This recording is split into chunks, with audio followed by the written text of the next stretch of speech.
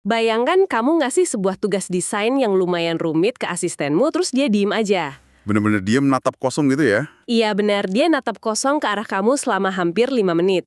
Kalau ini terjadi tahun lalu di dunia AI, kamu pasti udah panik kan? Pasti mikirnya sistemnya ngehang atau error, terus buru-buru nge-refresh tab browser. Tepat banget. Tapi di sesi bedah materi kita kali ini, kita bakal bahas kenapa diamnya ChatGPT 5.5 selama 5 menit itu justru hal yang bagus. Karena momen diam itu sebenarnya dia lagi nyiptain sebuah mahakarya. Benar, mahakarya yang secara harfiah bisa hemat 5-10 jam waktu kerjamu minggu ini. Makanya, mari kita bedah ini bareng-bareng. Buat kamu yang mungkin ngerasa kewalahan sama siklus rilis AI yang rasanya kayak tiap Selasa sore ada aja yang baru, tenang dulu. Tarik napas panjang, kamu nggak sendirian kok. Kita dihujani banyak banget pembaruan. Kemarin kita baru aja ngebongkar soal Claude. Sekarang ChatGPT 5.5 udah ngerubah aturan main lagi di industri ini. Makanya, misi kita hari ini sangat jelas. Kita mau nyaring semua kebisingan itu. Ini eksplorasi mendalam pertama kita soal versi 5.5 ini. Dan kita cuma bakal fokus ke hal-hal praktis saja ya, nggak usah terlalu teori. Setuju? Kita bakal bahas pengaturan awal yang krusial, ngebongkar rahasia mode instan lawan thinking, dan pastinya strategi single prompt yang bakal hemat waktu kamu berjam-jam. Kalau kita lihat gambaran besarnya, pembaruan ini tuh bukan sekedar bikin AI ngetik lebih cepat di layar Mi. Terus apa dong? Ini tuh perubahan fundamental soal gimana sebuah mesin bisa menalar, berdebat sama dirinya sendiri, dan memproses informasi jauh sebelum dia ngeluarin satu kata pun. Oke, itu bawa kita ke masalah pertama yang sering banget aku dengar. Banyak orang, mungkin termasuk kamu yang lagi dengerin, suka ngeluh. Kok AI ini rasanya masih bodoh ya? Ya, jawabannya kaku kayak robot dan ujung-ujungnya harus ngulang instruksi terus tiap hari. Nah, alasan utamanya tuh simple. 99% orang masih pakai pengaturan default dari pabrik. Padahal pakai pengaturan bawaan itu ibarat pemborosan potensi yang lumayan masif loh. Pakai ChatGPT versi pabrik itu kayak kamu mempekerjakan anak magang baru tiap pagi. Bayangin, tiap hari dia masuk kerja, dia amnesia. Nggak tahu kamu siapa, nggak tahu gaya bahasamu. Iya, dan kamu harus ngajarin dia dari nol lagi soal bisnismu. Pasti capek banget kan? Makanya kita harus atur fondasinya dulu. Disinilah peran custom instructions dan memori jangka panjang versi 5.5 kerasa banget bedanya. Bedanya sejauh apa emang dari versi sebelumnya? Kalau dari temuan data Parker Prompts, model 5.5 ini punya kemampuan gila buat nginget gaya penulisan secara permanen. Tunggu. Permanen maksudnya gimana? Nggak ada degradasi instruksi gitu. Soalnya di model lama suka tiba-tiba lupa di paragraf ketiga. Nah, itu dia bedanya. Dulu kan kalau kita bilang, jangan pakai buzzwords, tulis pakai kalimat pendek. Dia cuma nurut di awal. Terus, pas teksnya makin panjang, dia balik lagi jadi robot. Benar. Tapi di 5.5, instruksi eksklusif kayak gitu benar-benar tertanam dalam di lapisan konteksnya. Kamu atur memorinya sekali, dan dia bakal jadi chief of staff pribadimu selamanya. Wah, ini menarik banget sih. Terus ada lagi temuan spesifik dari Agus Leo soal gimana dia ngatur custom instructions ini. Dia ngatur persona AI-nya jadi pakar yang skeptis ya. Betul, Agus Leo masukin instruksi biar AI-nya nggak cuma jadi yes man. Dia bilang, tantang pemikiranku, cari celah di argumenku, dan riset ganda. Jadi dia bikin rekan sparring intelektual, bukan sekedar asisten yang cuma nurut aja. Iya, dan karena sistem yang inget ini terus, tiap kali dia lempar ide mentah, AI-nya langsung ngasih pertanyaan kritis. Gesekan awalnya bener-bener hilang. Yang sangat memukau di sini adalah efisiensinya. Kamu udah nggak perlu lagi ngetik prompt dari nol buat ngatur persona. Tapi sebentar, aku mau pushback sedikit nih soal semua fitur luar biasa ini. Soal biayanya ya? Iya dong, kalau kita nyalain semua kemampuan memori ini biar dia jadi chief of staff, bukannya biayanya makin mahal. Memang ada penyesuaian harga di versi terbaru ini. Kalau dari ulasan Mid Teknologi, versi 5.5 ini harganya 2 kali lipat lebih mahal. Sekitar $5 Amerika per 1 juta token input. Itu bukan angka yang kecil loh. Bener banget. $5 per 1 juta token itu nggak main-main. Buat pendengar yang mungkin belum familiar, token itu apa sih sebenarnya? Terus apakah biaya segitu beneran sepadan buat dipakai setiap saat? Oke, kita sederhanain dulu ya.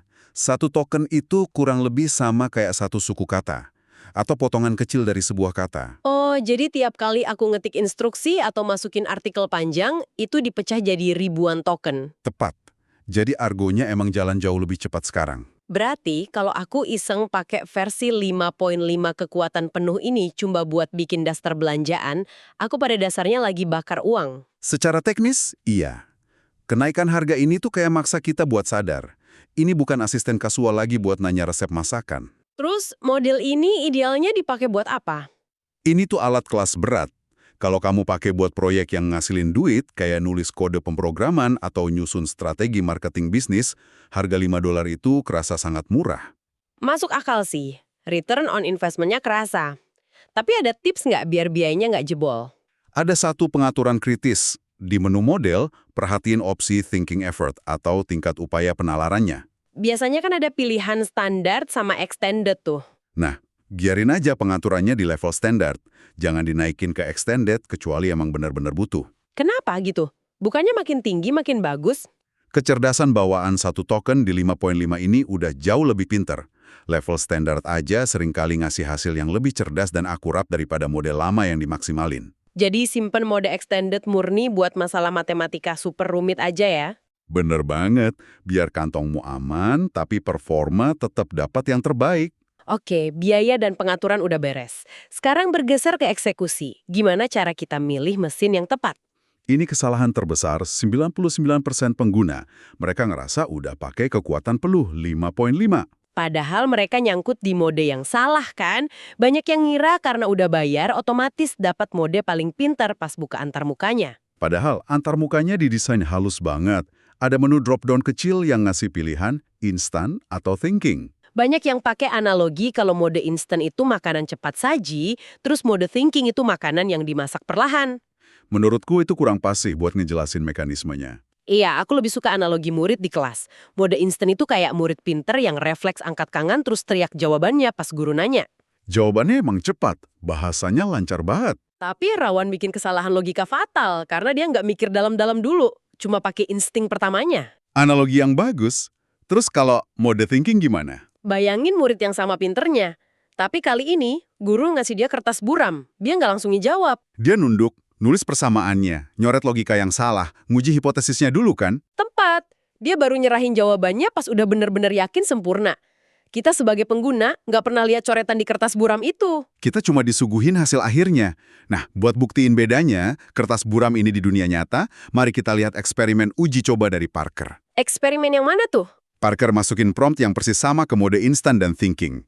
Tugasnya, buatkan analisis lanskap pasar enterprise AI saat ini. Hasil di mode instant gimana? Mode instan ngasih jawaban dalam 2 detik, tapi hasilnya dangkal banget. Formasi dari sana-sini, rapi sih, tapi aman banget. Nggak ada sintesis baru. Rasanya kayak baca ringkasan Wikipedia. Berarti nggak cocok ya kalau buat presentasi ke manajemen, terus pas drop-down-nya dipindah ke mode thinking secara manual. Transformasinya kerasa banget.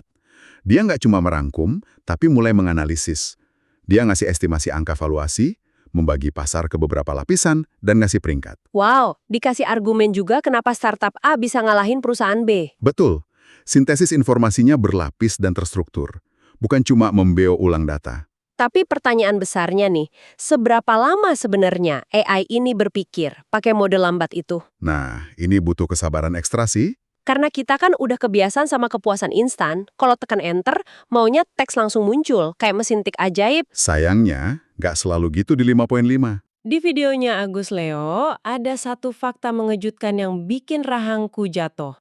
Dia minta AI ini bikin konsep carousel Instagram 7-10 slide. Buat personal branding kan? Iya, dengan gaya estetis, pakai foto-foto yang dia unggah. Kamu tahu berapa lama AI itu diem mikir sebelum ngeluarin hasilnya? Pasti lumayan lama. 4 menit 40 detik. Wah, buat sebagian besar orang, natap kursor kedip-kedip selama hampir 5 menit itu berasa kayak penyiksaan. Bener banget, apalagi cuma buat urusan desain postingan Instagram. Tapi hasilnya? Gimana hasilnya? Sebanding nggak sama nunggunya? Sebanding banget. Konsepnya kohesif, dan wajah di gambarnya kelihatan konsisten di tiap slide. Nggak ada tuh muka plastik palsu khas AI yang biasa kita ketawain. Menarik banget. Jadi dia benar-benar mikirin estetikanya ya? Iya, tolong jelasin dong apa yang sebenarnya dilakuin si murid cerdas dengan kertas buramnya itu selama hampir 5 menit. Di belakang layar, proses itu dikenal sebagai penalaran rantai pemikiran atau chain of thought. Selama diam itu, AI ngehasilin token tersembunyi. Maksudnya dia lagi berdebat sama dirinya sendiri gitu ya? Persis, dia bikin satu draft layout, terus subsistem internalnya bertindak sebagai kritikus.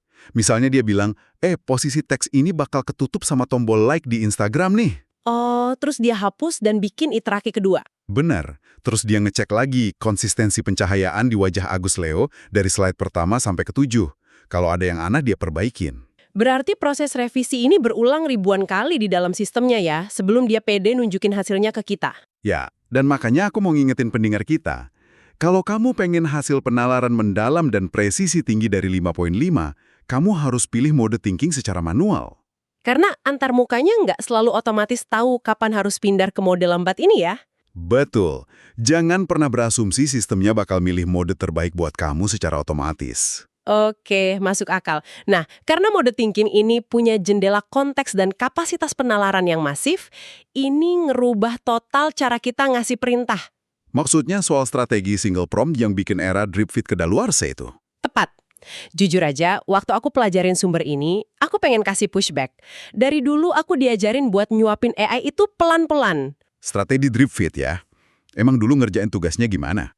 Ya, misalnya aku unggah dokumen, terus minta dibuatin ringkasan, baru abis itu minta analisis kelemahannya. Setelah itu beres, baru aku suruh buatin draft emailnya. Harus dituntun satu-satu kayak anak kecil ya? Iya, kan dulu alasannya biar AI-nya ndak lupa konteks di tengah jalan. Maksudnya strategi itu sekarang udah nggak berlaku sama sekali. Udah mati malah. Dengan single prompt strategy, kamu nggak perlu lagi mencah tugas kayak gitu. Masa sih? Sehebat itu ingetannya sekarang? Iya. Dari contoh Karker, dia ngunggah laporan kuartalan setebal 20 halaman sekaligus. Dalam satu prompt raksasa, dia minta AI baca resikonya, kalkulasi, dan langsung nulis email berdasarkan angka itu. Nggak pakai 4 prompt terpisah dan konteksnya nggak hilang di tengah jalan. Nggak sama sekali. AI-nya ngerencanain langkahnya sendiri di kertas buram virtualnya tadi. Wah, ekstrim juga kemampuannya. Bukti lainnya kelihatan dari kasus coding di eksperimen Agus Leo. Yang ngebangun ulang landing page itu ya? Bener, dia cuma minta AI ngebangun ulang desain dari nol, ngasih satu instruksi aja, sampai ngeluarin kode HTML yang langsung bisa di-copy-paste. Dan pas di preview, halamannya langsung berfungsi sempurna tanpa error sedikit pun. Nggak pakai revisi bolak-balik. Terus yang aplikasi pelacak kebiasaan Habit 30 itu juga menarik banget. Ah iya, itu bedanya kerasa banget pas dibandingin sama Cloud. Kalau Cloud kan biasanya langsung ngasih desain minimalis yang fungsional. Tapi GPT 5.5 ini secara mandiri nambangin elemen-elemen lain yang nggak diminta ya. Betul, karena dia mikir tantangan aplikasi 30 hari itu adalah pengguna bakal bosan. Jadi, dia nambahin elemen gamifikasi, social proof, dan interaksi antar teman. Tanpa disuruh di prompt awal, Tanpa disuruh sama sekali, dia mikir jauh ke depan. dia benar-benar mikirin retensi penggunanya. Ini keren sih. Nah, ada satu lagi eksperimen dari MIT Teknologi soal UI front-end. Yang animasi kompleks itu kan, di versi 5.4 biasanya gagal tuh kalau ngerjain animasi rumit. Iya, kodenya suka berantakan, tapi lewat satu prompt di versi 5.5, animasi efek lava lamp yang meleleh dan coral drift ikan berenang dieksekusi sempurna banget. Sangat mulus dan realistis kan? Ikan-ikannya berenang pakai dinamika cairan yang bener, bukan cuma nebak posisi. Betul. Jadi intinya buat pendengar kita, berhentilah memecah tugas. Kasih seluruh dokumennya, deskripsiin format akhirnya sespesifik mungkin. Terus biarin AI-nya ngerencanain langkah-langkahnya sendiri di belakang layar. Oke, sesi bedah materi kita udah lumayan padat nih. Mari kita rangkum 3 hal penting yang harus dibawa pulang sama kamu yang lagi dengerin. Yang pertama, pastinya, atur personalisasi dan memori jangka panjang AI-mu. Jangan biarin dia amnesia. Posisikan dia jadi chief of staff-mu. Setuju. Yang kedua, ingat buat pindah ke mode thinking secara manual dari drop-down kalau butuh pemikiran analitis. Tapi pastiin setelan usahanya di standar aja ya, biar seimbang antara kecerdasan dan tagihannya. Nah iya, jangan sampai tekor. Dan yang ketiga, bunuh insting micromanagermu. Pakai satu prompt raksasa buat tugas kompleks yang multilangkah. Kombinasi ini diklaim bisa hemat 5-10 jam waktu kerjamu tiap minggu loh. Bayangin aja, kamu bisa ngerjain apa dengan waktu luang segitu banyak. Tapi sebelum kita selesai, aku mau ninggalin satu pertanyaan provokatif nih buat kamu renungkan. Wah, pertanyaan apa tuh? Kalau ChatGPT 5.5 sekarang udah bisa secara mandiri ngerencanain, nguji kode, dan nalar tugas kompleks pakai satu perintah aja, Sementara kita tinggal pergi bikin kopi selama 4 menit. iya, Apakah ini berarti peran kita sebagai manusia udah bergeser? Kita kayaknya udah bukan lagi eksekutor atau manajer proyek deh. Terus kita jadi apa dong? Kita ini sekedar editor dari realitas yang diciptakan oleh AI. Kita cuma ngedit dan nge-review hasil kerjanya aja. Coba pikirin itu dalam-dalam pas kamu lagi nyusun prom besok pagi. Pergeseran identitas kerja yang lumayan bikin merinding sih itu. Bener banget. Sekali lagi, terima kasih udah nemenin kita di sesi bedah materi kali ini. Teruslah mengeksplorasi rasa ingin tahu kamu, dan sampai jumpa.